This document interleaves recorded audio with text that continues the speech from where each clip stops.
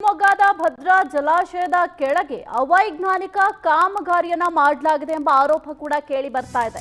ಶಿವಮೊಗ್ಗದ ಭದ್ರಾ ಜಲಾಶಯದ ಕೆಳಗೆ ಅವೈಜ್ಞಾನಿಕ ಕಾಮಗಾರಿ ಮಾಡಿದ್ದಾರೆಂಬ ಆರೋಪ ಕೇಳಿ ಬರ್ತಾ ಇದೆ. 500 ಕೋಟಿ ಮೊತ್ತದಲ್ಲಿ ನೀರು ಶುದ್ಧೀಕರಣ ಘಟಕ ನಿರ್ಮಾಣ ಮಾಡಲಾಗ್ತಾ ಇದೆ. ಇನ್ನು ಶಿವಮೊಗ್ಗದ ಭದ್ರಾ ಜಲಾಶಯಕ್ಕೂ ಎದುರಾಗಲಿದ್ಯಾ ಹಾಗಾದ್ರೆ ಕುತ್ತು ಎಂಬ ಪ್ರಶ್ನೆ ಮೂಡ್ತಾ ಇದೆ. ಇನ್ನು ಜಲಾಶಯವನ್ನೇ ಬುಡಮೇಲು ಮಾಡುವ ಕಾಮಗಾರಿ ಆರೋಪ ಕೇಳಿ ಬರ್ತಾ ಇದೆ. ಈ ಕಾಮಗಾರಿಯಿಂದ ಜಲಾಶಯಕ್ಕೆ ಅಪಾಯ ಕಟ್ಟಿಟ್ಟ ಬುತ್ತಿ ಅಂತ ಹೇಳಲಾಗ್ತಾ ಇದೆ. ಅವೈಜ್ಞಾನಿಕ ಕಾಮಗಾರಿ ನಿಲ್ಲಿಸುವಂತೆ ಅನ್ನದಾತರು ಎಚ್ಚರಿಕೆಯನ್ನು ಕೂಡ ಕೊಟ್ಟಿದ್ದಾರೆ. ಕಾಮಗಾರಿಯ ಬಗ್ಗೆ ಪರಿಶೀಲನೆ ನಡೆಸಿ ಮುಂದುವರಿಯಲು ಆಗ್ರಹವನ್ನ ಮಾಡ್ತಾ ಇದ್ದಾರೆ. 500 ಕೋಟಿ ಮೊತ್ತದಲ್ಲಿ ನೀರು ಶುದ್ಧೀಕರಣ ಘಟಕ ನಿರ್ಮಾಣ ಕೂಡ ಮಾಡಲಾಗ್ತಾ ಇದೆ. ಅನ್ನದಾತರು ಈಗ ಎಚ್ಚರಿಕೆಯನ್ನು ಕೊಟ್ಟಿದ್ದಾರೆ. ಅವೈಜ್ಞಾನಿಕ ಕಾಮಗಾರಿ ನಿಲ್ಲಿಸಿ ಪರಿಶೀಲನೆ ಮಾಡಿ ಅದಾದ ನಂತರ ಮುಂದುವರಿಯಿರಿ ಅಂತ ಅನ್ನದಾತರು ಕೂಡ ಒಂದ್ ಕಡೆ ಆಗ್ರಹವನ್ನ ಮಾಡ್ತಾ ಇದ್ದಾರೆ.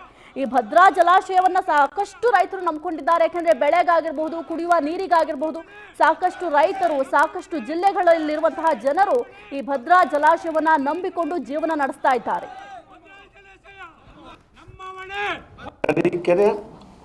ಹಳ್ಳಿಗಳಿಗೆ, ಹೊಸದುರ್ಗ ಹಳ್ಳಿಗಳಿಗೆ ಕುಡಿಯುವ ನೀರಿಗೆ ಜಲ್ ಜೀವನ್ ಅದು ಕೇಂದ್ರ ಸರ್ಕಾರದ್ದು.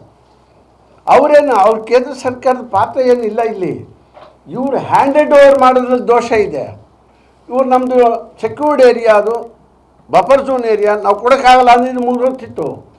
But who has given the permission, who has taken the permission, how the government has neglect this?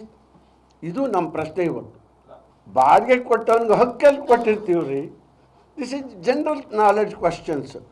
ಇಷ್ಟು ತಮಗೆ ಸಂತೋಷ. ನಿಮಗೆ ನಾನು ಹಾಕಿದ ಪ್ರಶ್ನೆಗೆ ನೀವದು ಇಷ್ಟು ಬೇಗ ಪ್ರತಿಕ್ರಿಯಿಸಿದರೆ, ಆ್ಯಸ್ ಎ ಚೀಫ್ ಇಂಜಿನಿಯರ್ ಈ can't able to answer my question. ಅದಕ್ಕೇನು ಜಲ್ ಜೀವನ್ ಮಿಷನ್ ಇದೆಯಲ್ಲ, DPR ಕೊಡಲಿ. DPRನ್ನು ಅಲ್ಲೇ ಮಾಡಿದ್ದಾರೆ, ನಾನು ನೋಡಿಬಿಡ್ತೇನೆ. ಹೆಚ್ಚಿನ ಮಾಹಿತಿ ನೀಡ್ತಾರೆ ನಮ್ಮ ಪ್ರತಿನಿಧಿ ಮೋಹನ್ ಕೃಷ್ಣ. ಶಿವಮೊಗ್ಗದ ಭದ್ರಾ ಜಲಾಶಯದ ಕೆಳಗೆ ಅವೈಜ್ಞಾನಿಕ ಕಾಮಗಾರಿ ಮಾಡ್ತಿದ್ದಾರೆಂಬ ಆರೋಪ ಕೇಳಿ ಬರ್ತಾ ಇದೆ. ಅಧಿಕಾರಿಗಳಿಗೆ ಮೊದಲೇ ಅಂದ್ರೆ ಕಾಮಗಾರಿ ಪ್ರಾರಂಭಕ್ಕೂ ಮೊದಲು ಅಧಿಕಾರಿಗಳು ಇಲ್ಲಿ ಪರಿಶೀಲನೆ ಏನು ಮಾಡಿಲ್ವಾ ಅಂತ?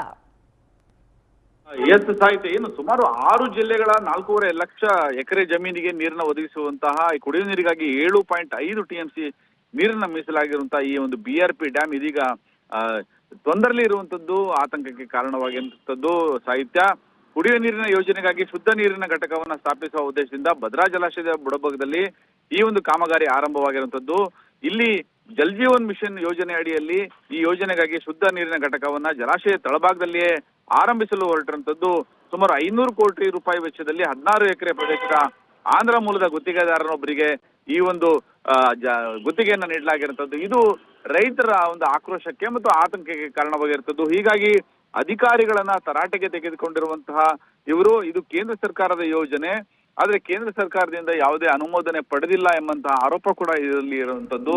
ಆದ್ರೆ ಹೇಗೆ okay, thank you Mohan Krishna ನಿಮ್ಮೆಲ್ಲ ಮಾಹಿತಿಗಾಗಿ. ಇದೇ ವಿಚಾರವಾಗಿ ದೂರವಾಣಿ ಸಂಪರ್ಕದಲ್ಲಿ KT ಗಂಗಾಧರ್ ಅವರು ರೈತ ಮುಖಂಡರಿದ್ದಾರೆ. ಸರ್ ನಮಸ್ಕಾರ. ಸರ್ ನಮಸ್ತೆ ಅಮ್ಮ. ಸರ್, ಈಗ ಈ ಭದ್ರಾ ಜಲಾಶಯ ಏನಿದೆ, ಸಾಕಷ್ಟು ರೈತರು ಈ ಭದ್ರಾ ಜಲಾಶಯವನ್ನ ನಂಬ್ಕೊಂಡಿದ್ದಾರೆ. ಇಲ್ಲಿ ಅವೈಜ್ಞಾನಿಕ ಕಾಮಗಾರಿ ಮಾಡ್ತಿದ್ದಾರೆ ಎಂಬ ಆರೋಪ ಕೂಡ ಇದೆ. ಏನ್ ಹೇಳ್ತೀರಾ ಸರ್ ಈ ವಿಚಾರವಾಗಿ? ಭದ್ರಾ ಜಲಾಶಯ ಮಧ್ಯ ಕರ್ನಾಟಕದ ಬಹುದೊಡ್ಡ ಬಯಲು ಸೀಮೆಗೆ ನೀರು ಕೊಡ್ತಕ್ಕಂತ ದೊಡ್ಡ ಜಲಾಶಯ. ಮಲೆನಾಡಿನಲ್ಲಿ ಹುಟ್ಟಿ ಮಲೆನಾಡಿನಲ್ಲಿ ನೀರನ್ನು ಸಂಗ್ರಹಿಸಿ ಬಯಲು ಸೀಮೆಗೆ ಕೊಡ್ತಕ್ಕಂತ 9 ಜಿಲ್ಲೆಗಳಿಗೆ ಕುಡಿಯೋ ನೀರು ಮತ್ತು ಕೃಷಿ ಕೊಡ್ತಕ್ಕಂಥ ಬಹುದೊಡ್ಡ ಯೋಜನೆ. ಈ ಯೋಜನೆ ಅದರಲ್ಲಿ ಜಲಾಶಯವನ್ನು ಕಟ್ಟುವಾಗ ಜಲಾಶಯ 2 ಗುಡ್ಡಗಳಿಗೆ ಡ್ಯಾಮ್ ಅನ್ನು ಕಟ್ಟಿರ್ತಕ್ಕಂಥದ್ದು. ಆ ಗುಡ್ಡದ ಪಕ್ಕದಲ್ಲಿ ಬಫರ್ ಝೋನ್ ಅಂತ ಹೇಳಿ ನಾವು ಜಲಾಶಯ ಕಟ್ಟುವಾಗ ಜಲಾಶಯದ ಅತ್ಯಂತ ಸುರಕ್ಷಿತ ಮತ್ತು ಬಹಳ ಸಂರಕ್ಷಿತ ಪ್ರದೇಶವೆಂದು ಘೋಷಣೆ ಮಾಡಿರ್ತೀವಿ ಇಲಾಖೆಯಲ್ಲಿ, ನೀರಾವರಿ ಇಲಾಖೆಯಲ್ಲಿ, ಸರ್ಕಾರ ಮತ್ತು ಭಾರತ ಸರ್ಕಾರ. ಇದು ದೇಶದ ಸ್ವತ್ತು. ರೈತರು ಬಳಕೆದಾರರು ಬೇರೆ ಆದರೆ ಇದು ದೇಶದ ಸಂಪತ್ತು ಕೂಡ.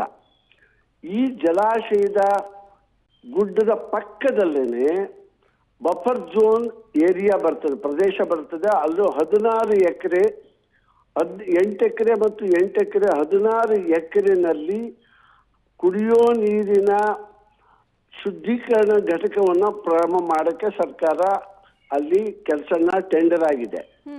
ಆದರೆ ಕುಡಿಯೋ ನೀರನ್ನ ನಾವು ಯಾವ ಕಾರಣಕ್ಕೂ ಬೇಡ ಅನ್ನೋದಿಲ್ಲ. ಜಲಾಶಯದಲ್ಲಿ 7.5 TMC ನೀರನ್ನ ಕುಡಿಯುವುದಕ್ಕಾಗಿ ಜಲಚರ ಪ್ರಾಣಿಗಳು, ಮನುಷ್ಯರುಗಳಿಗೆ, ನಗರಗಳಿಗೆ, ಹಳ್ಳಿಗಳಿಗೆ ಅಂತ ಹೇಳಿ ಪ್ರತಿ ವರ್ಷ ಕೃಷಿಗೆ ಕೊಡದೇ ಇದ್ರೂ ಪರವಾಗಿಲ್ಲ, ಕುಡಿಯೋ ನೀರಿಗೆ 7.5 TMC ನೀರನ್ನ ಜೋಪಾನ ಮಾಡಿ ಇಟ್ಟಿದ್ದೀವಿ. ಆ ನೀರನ್ನು ಯಾವತ್ತೂ ಸರ್ಕಾರ ತಗೊಂಡು ಹೋಗ್ಬೋದು. ಆದರೆ ನೀರಿನ ಶುದ್ಧೀಕರಣ ಘಟಕವನ್ನ ಜಲಾಶಯದ ಬಫರ್ ಝೋನ್ ಭಾಗದಲ್ಲಿ, ಅಂದ್ರೆ ಸಂರಕ್ಷಿತ ಪ್ರದೇಶದಲ್ಲಿ ಯಾವುದೇ ಕಾರಣಕ್ಕೆ ಮಿಷನರಿಗಳಾಗಲಿ, ಬೃಹತ್ ಯಂತ್ರಗಳಾಗಲಿ, ಗುಂಡಿ ತೆಗೆಯೋದಾಗಲಿ, ಆಳವಾಗಿ ಬಾವಿ ತೋಡೋದಾಗಲಿ ಯಾವುದೂ ನಿಷೇಧಿತ ಪ್ರದೇಶ ಆಗಿದೆ ಅದು. ಅಂತ ಜಾಗದಲ್ಲಿ ಇವತ್ತು ಸರ್ಕಾರ ಅವೈಜ್ಞಾನಿಕವಾದಂತ ಕೆಲಸವನ್ನು ಮಾಡ್ತಾ ಇರ್ತಕ್ಕಂಥದ್ದನ್ನು ಕೂಡಲೇ ನಿಲ್ಲಿಸಬೇಕು ಅಂತೇಳಿ ನಾವು ಒತ್ತಾಯವನ್ನು ಮಾಡಿದ್ದೇವೆ. ಆ ಬಗ್ಗೆ ನಮ್ಮ ಹತ್ರ ದಾಖಲೆ ಕೂಡ ಇದೆ. ನಮ್ಮ ಕುಡಿಯುವ ನೀರಿನ ಸರ್ಕಾರದ ಭಾಗ ನಮ್ಮ ಭದ್ರಾ ಜಲಾಶಯದ ನೀರಾವರಿ ಇಲಾಖೆಯಿಂದ ಪರ್ಮಿಷನ್ನೇ ಆ ಭೂಮಿಯನ್ನ ಪಡೆದುಕೊಂಡಿಲ್ಲ, ಅವರು ತಗೊಂಡಿಲ್ಲ. ಯಾವುದೇ ಟ್ರಾನ್ಸಾಕ್ಷನ್ನು ನೀರಾವರಿ ಇಲಾಖೆ ಮೂಲಕ ಅವರು ಮಾಡಿಲ್ಲ. ಅಂದ್ರೆ ನೀರಾವರಿ ಇಲಾಖೆಯ ಭೂ ಪ್ರದೇಶವನ್ನ ಅನಧಿಕೃತವಾಗಿ ತಾವು ಕುಡಿಯೋ ನೀರಿನ ಶುದ್ಧೀಕರಣ ಘಟಕವನ್ನು ಮಾಡ್ತಿರ್ತಕ್ಕಂಥದ್ದು ತಾಂತ್ರಿಕವಾಗಿ ಸರ್ಕಾರದಿಂದ ಅನುಮೋದನೆ ಸಿಕ್ಕಿಲ್ಲ ಅದಕ್ಕೆ. ಆದ್ರಿಂದ ಇದನ್ನ ಕೂಡಲೇ ಸರ್ಕಾರ ಆ ಪ್ರದೇಶದಲ್ಲಿ ಬಿಟ್ಟು ಬೇರೆ ಪ್ರದೇಶದಲ್ಲಿ ಅವರು ಖಂಡಿತ ಶುದ್ಧೀಕರಣ ಘಟಕವನ್ನು ಮಾಡಲಿ, ನಮ್ದು ಸಹಕಾರ ಇದೆ. ಆದರೆ ಜಾಮೀನ ಸಂರಕ್ಷಿತ ಪ್ರದೇಶದಲ್ಲಿ ಇರ್ಕೂಡ್ದು ಅಂತ ಚಳವಳಿ ಮಾಡ್ತಾ ಇದೆ. ಇದು 4ನೇ ದಿನದ ಚಳವಳಿ ಪ್ರಾರಂಭ ಆಗಿದೆ.